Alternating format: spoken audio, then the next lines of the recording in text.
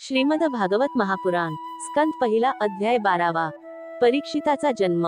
शौनक म्हणाले, अश्वत्थाम्याने सोडलेल्या अत्यंत तेजस्वी ब्रह्मास्त्राने उत्तरेचा गर्भ नष्ट झाला होता, परंतु भगवंतांनी तो पुन्हा जिवंत केला। ज्याला शुकदेवांनी ज्ञानोपदेश केला होता, त्या महाज्ञानी व महात्मा परीक्षिताचा जन्म, कर्म, मृत्यू आणि त्यानंतर त्याला जी गती प्राप्त झाली, ते सर्व आपणास योग्य वाटत असेल तर आम्हास सांगावे। सूत म्हणाले, धर्मराज युधिष्ठिर आपल्या प्रजेला प्रसन्न ठेवीत पित्यासमान तिचे पालन करीत होते। भगवान श्रीकृष्णांच्या चरणकमलांच्या सेवेमुळे ते सर्व भोगांबाबत निस्पृह झाले होते। त्यांच्याजवळ विपुल संपत्ती होती, मोठे मोठे यज्ञ केल्या कारणाने त्यांच्या फलस्वरूप श्रेष्ठ लोकांचा अधिकार त्यांनी प्राप्त करून घेतला होता। त्यांच्या पत्न्या आणि बंधू त्यांना अनुकूल होते। सर्व पृथ्वीवर त्यांची सत्ता होती। ते जंबूद्वीपाचे स्वामी होते आणि त्यांची कीर्ती स्वर्गापर्यंत पोहोचली होती। हे ऋषींनो, ज्याची देवताही इच्छा करतात अशी भोगसामग्री त्यांच्याजवळ होती, परंतु भुकेलेल्याला अन्नाखेरीज अन्य वस्तूंची अपेक्षा नसते, त्याप्रमाणे भगवंतांशिवाय अन्य कोणतीच गोष्ट त्यांना सुखी करू शकत नव्हती। शौनक महोदय, उत्तरेच्या गर्भातील तो वीर ब्रह्मास्त्राच्या तेजाने जळू लागला, तेव्हा त्याला एक ज्योतिर्मय पुरुष दिसला। तो अच्युत अंगठ्या एवढा, अत्यंत शुद्ध, सुंदर, श्यामवर्ण, विजेसारखा चमकणारा पितांबर धारण केलेला, डोक्यावर झळकणारा मुकुट घातलेला, सुंदर व लांब 4 भुजा असलेला, चमकणाऱ्या सुवर्णाची सुंदर कुंडले कानांमध्ये घातलेला, लालसर डोळे असलेला होता। तो हातामध्ये कोलितासारखी जळत असलेली गदा घेऊन वारंवार ती फिरवीत स्वतः त्या शिशुभोवती फिरत होता। जसा सूर्य आपल्या किरणांनी धुक्याला पिटाळून लावतो, त्याप्रमाणे त्या गदेने तो अस्त्रतेजाला शांत करीत होता। आपल्याजवळ असलेल्या त्या पुरुषाला बघून, हा कोण आहे, असा तो शिशु विचार करू लागला। अशा प्रकारे त्या 10 महिन्यांच्या गर्भास्थ शिशुच्या समोरच धर्मरक्षक, अप्रमेय भगवान श्रीकृष्ण अस्त्रतेजाला शांत करून तेथेच अंतर्धान पावले। त्यानंतर अनुकूल ग्रहांचा उदय झाला असता सर्व सद्गुणांना विकसित करणाऱ्या शुभ मुहूर्तावर पांडुवंशीय परीक्षिताचा जन्म झाला। तो बालक इतका तेजस्वी होता की जणू पांडू राजानेच पुन्हा जन्म घेतला होता।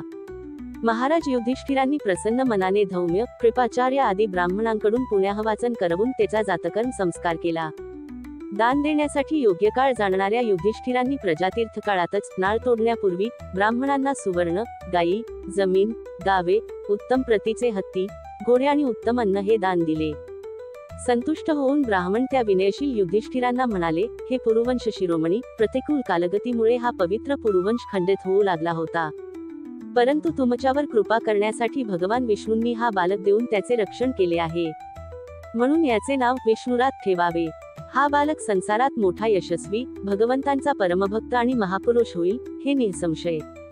युधिष्ठिर म्हणाले, हे महात्म्यांनो, हा बालक आपल्या उज्ज्वल यशाने आमच्या वंशाचे पवित्र कीर्ती महात्मे राजर्षी यांचे अनुकरण करील ना?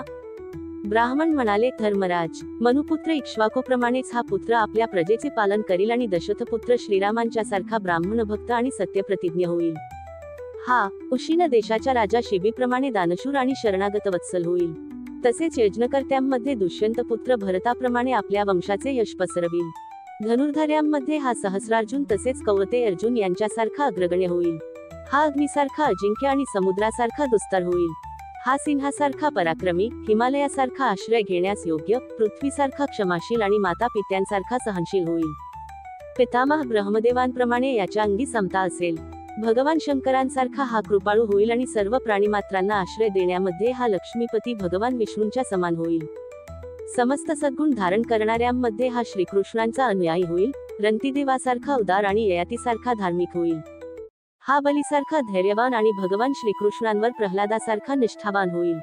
हा पुष्कळ अश्वमेध यज्ञ करील आणि गुरुजनांची सेवा करील। याचे पुत्र राजर्षी होतील। मर्यादांचे उल्लंघन करणाऱ्यांना हा दंड देईल। पृथ्वीच्या आणि धर्माच्या रक्षणासाठी हा कलीला शासन करील। ब्राह्मण कुमाराच्या शापाने तक्षकापासून आपला मृत्यू होणार, हे ऐकून हा सर्व आसक्ती सोडून देऊन भगवतचरणांना शरण जाईल। हे राजा, व्यासपुत्र शुकदेव यांचेकडून हा आत्म्याच्या यथार्थ स्वरूपाचे ज्ञान प्राप्त करून घेईल आणि शेवटी गंगातटाकी आपल्या शरीराचा त्याग करून निश्चितपणे अभयप्रद प्राप्त करून घेईल। ज्योतिषशास्त्रातील तज्ञ ब्राह्मणांनी युधिष्ठिरांना याप्रमाणे सांगून आणि मान सन्मान स्वीकारून ते आपापल्या घरी परतले। तो हा बालक पृथ्वीवर परीक्षित नावाने प्रसिद्धीला आला, कारण या श्रेष्ठ बालकाने गर्भामध्ये असताना ज्या पुरुषाचे दर्शन घेतले होते, त्याचे स्मरण करीत तो लोकांची अशा रीतीने परीक्षा घेत होता की यातील कोण त्या पुरुषासारखा आहे।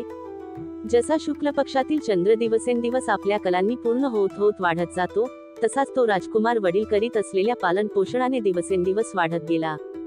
याच वेळी स्वजनांच्या वधाचे प्रायश्चित्त घेण्यासाठी म्हणून राजा युधिष्ठिरांनी अश्वमेध यज्ञ करण्याचा विचार केला.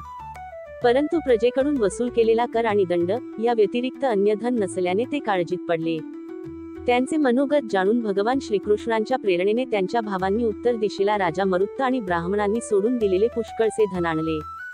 त्या धनातून यज्ञासाठी लागणारी सामग्री गोळा करून स्वजनवधामुळे भ्यालेल्या धर्मपुत्र महाराज युधिष्ठिरांनी 3 अश्वमेध यज्ञांच्या द्वारा भगवंतांची पूजा केली.